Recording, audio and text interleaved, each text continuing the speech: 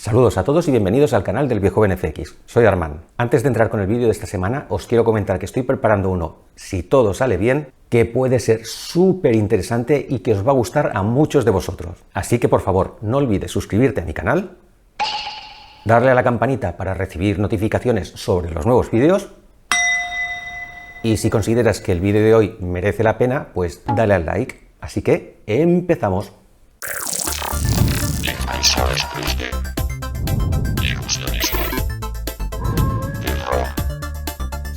Ordenadores retro de Viejo BNCX.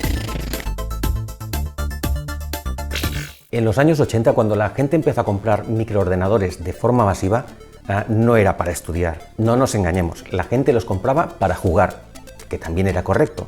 Pero unos cuantos nos sentimos atraídos por una nueva posibilidad, la de poder decirle a esa máquina qué es lo que queríamos que hiciese. De hecho, antes de tener mi primer ZX Spectrum ya tenía montones de revistas micro hobby en los cuales podía ver esos increíbles códigos en BASIC con los que la gente creaba programas y juegos que me hacían sudar de envidia. Así que cuando ese pequeño micro llegó a casa, rápidamente hice una inmersión en el lenguaje BASIC para ver qué es lo que se podía llegar a hacer. Me pasé horas y horas copiando códigos, tanto de revistas como de libros.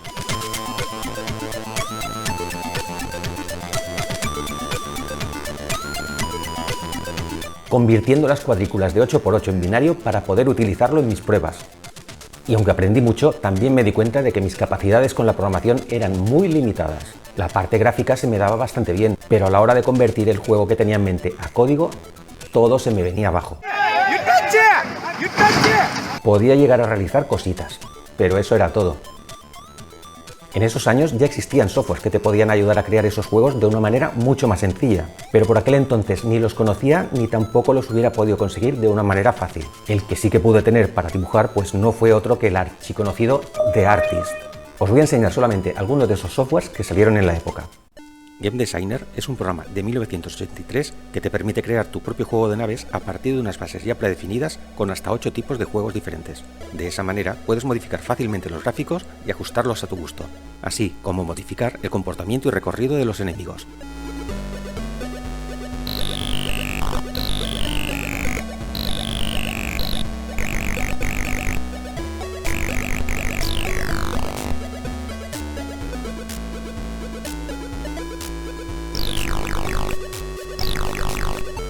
Si lo que te gusta son los juegos de aventuras gráficas, tienes el Graphic Adventure Creator de 1985. En su menú podrás definir todos los parámetros típicos de estos tipos de programas, como la historia general, descripción de las habitaciones, las órdenes que puedes dar y finalmente crear los gráficos en su propio editor.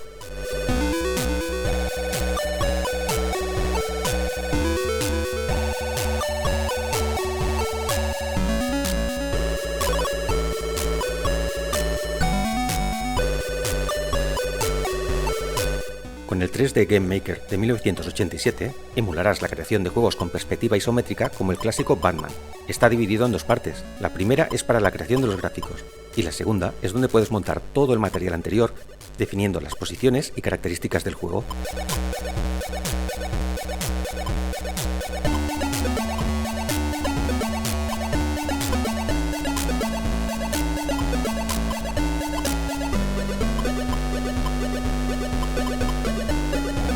El 2D Game Maker de 1988 te permite la realización de juegos más clásicos, desde un bonito entorno gráfico en el que podrás generar todo lo necesario para su realización.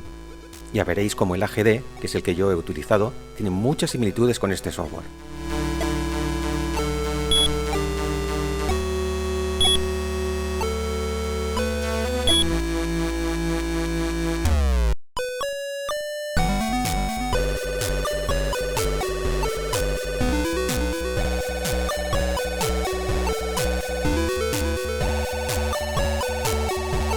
Y finalmente el 3D Construction Kit de 1991, una maravilla que te permite crear aventuras 3D como por ejemplo el Driller. Aunque este programa ya no lo tuve en el ZX, sino que lo utilicé en el Amiga 500, donde a través de un bonito menú podías llegar a recrear virtualmente casi cualquier cosa. He podido recuperar unas pruebas que hice recreando el piso donde vivía a base de escenas. Lo que estáis viendo ahora es la escena exterior.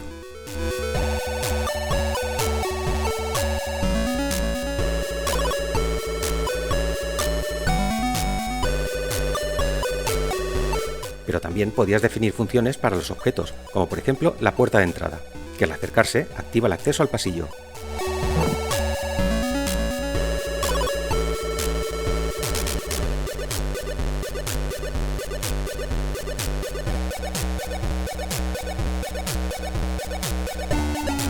Salvando las distancias, el Unreal de nuestra época.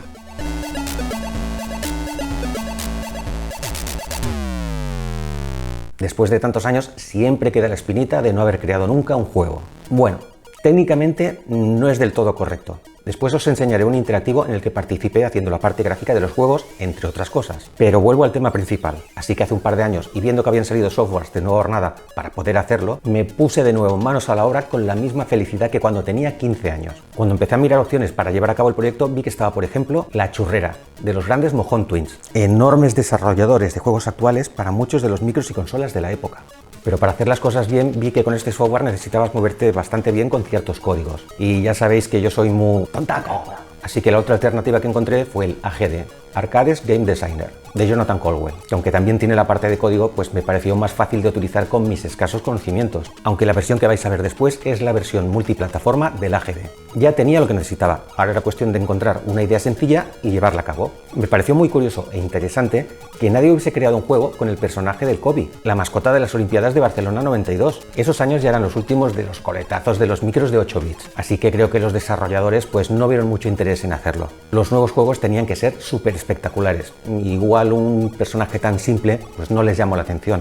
El juego iba a ser típico, un plataformas de toda la vida como el Manic Miner. Empecé a hacer pruebas con el diseño del personaje, y aunque utilicé pocos píxeles, pues el resultado visual funcionaba bastante bien.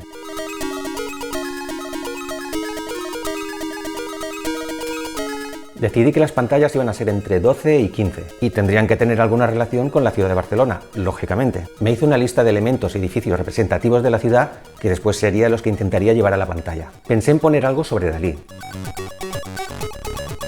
pero después pensé que sería mejor un pintor como Miró, que ya tiene un gran museo en la montaña de Montjuïc en Barcelona. Y aquí es donde os puedo explicar que sí que participé en la parte de juegos de un interactivo que hizo el Institut de l'Audiovisual de la Universitat Pompeu Fabra. Miró el color dels somnis. Miró el color de los sueños.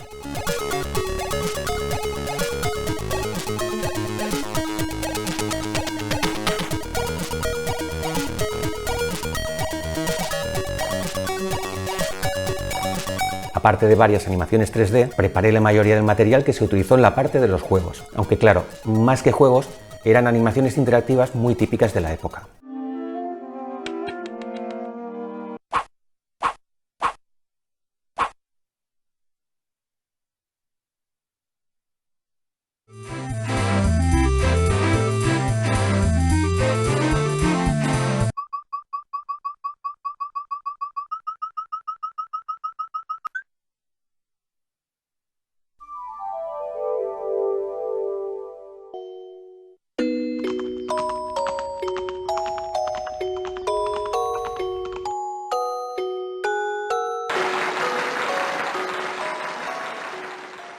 Pero vuelvo al juego del Spectrum. Kobe tendría que conseguir los 5 aros olímpicos repartidos entre los mapas, y podría conseguir más puntos recogiendo elementos relacionados con el deporte que estaban también repartidos por allí.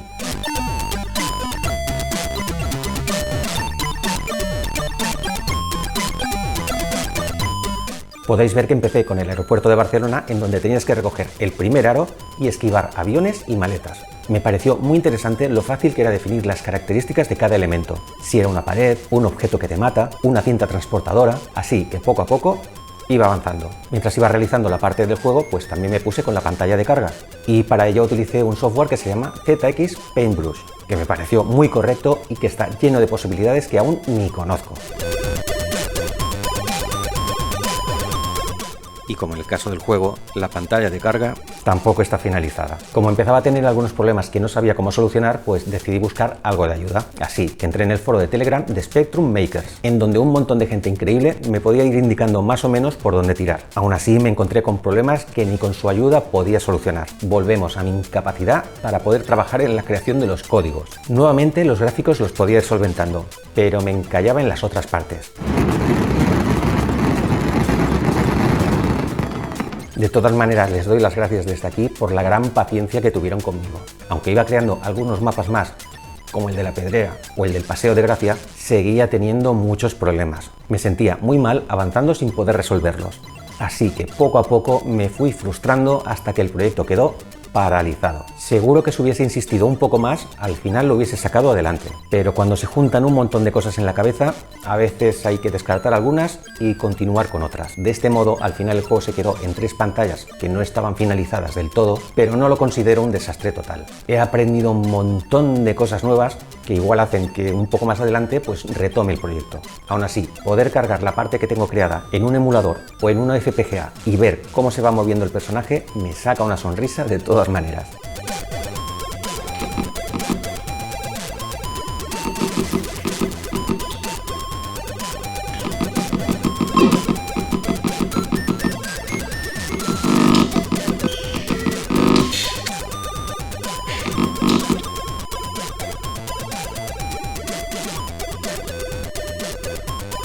Pues espero que os haya resultado interesante y divertida esta historia de cómo no he acabado un juego para el ZX Spectrum. Muchas gracias a todos por ver el vídeo hasta el final, un abrazote y nos vemos en el siguiente vídeo. Adiós.